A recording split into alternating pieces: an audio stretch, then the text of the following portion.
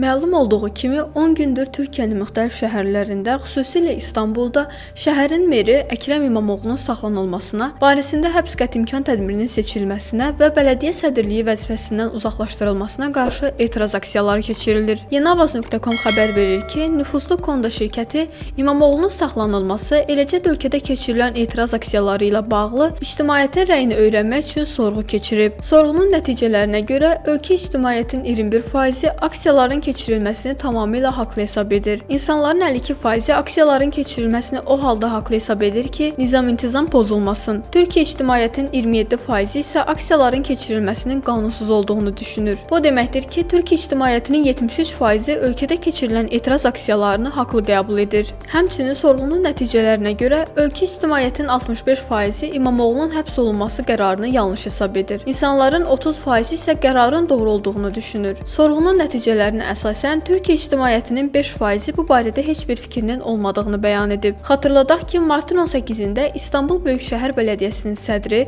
Əkrəm İmamoğlunun diplomu ləğv olunub. Bir gün sonra isə o saxlanılıb. Martın 23-də məhkəmə korrupsiya ittihamını əsas gətirərək İmamoğlu barəsində həbs qətimkan tədbiri seçib. Daha sonra o İstanbulun bələdiyyə sədrliyindən uzaqlaşdırılıb. Qeyd edək ki, martın 19-dan etibarən Türkiyənin əksər vilayətlərində, xüsusilə İstanbulda geniş miqyaslı etiraz aksiyaları keçirilir.